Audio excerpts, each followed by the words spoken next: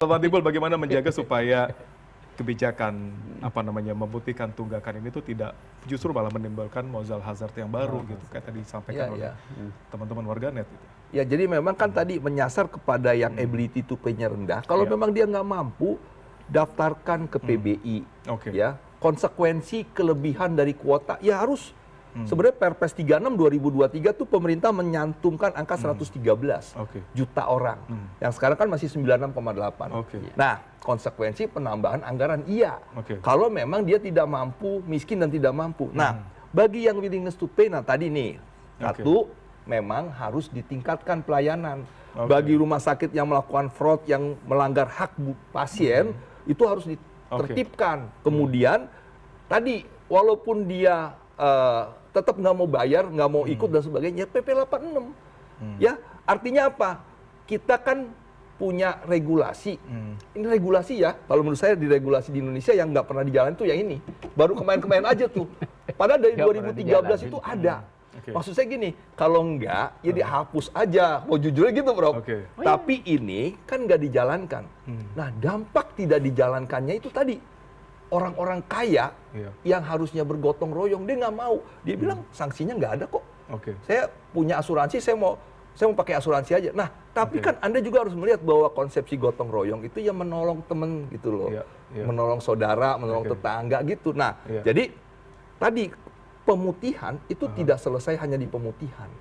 Tingkatkan layanan, perbaiki tata kelola di rumah sakit juga yang memang selama ini bisa menimbulkan fraud yang akhirnya merugikan peserta.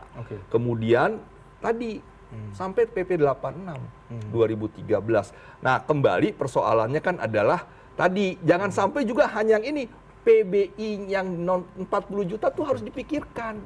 Ya, ini kan kembali tadi yang seperti Prof bilang pendataan. PBI 96,8 juta. Enggak, maksudnya PBI yang di 40 juta yang non aktif.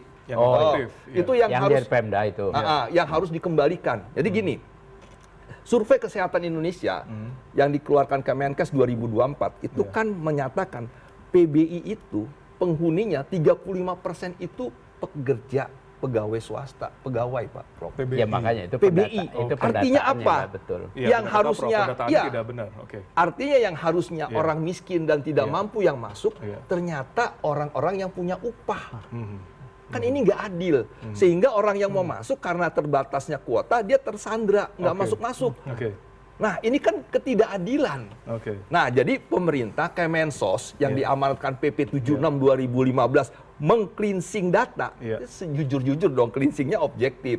Jangan ditanya, Pak RT siapa yang miskin, ini percaya gitu. Padahal saudara-saudaranya juga yang sebut. Maksud saya, DTSen itu kan peralihan dari DTKS. Kalau kelakuannya sama dengan DTKS, apa makna perubahan ke DTSen?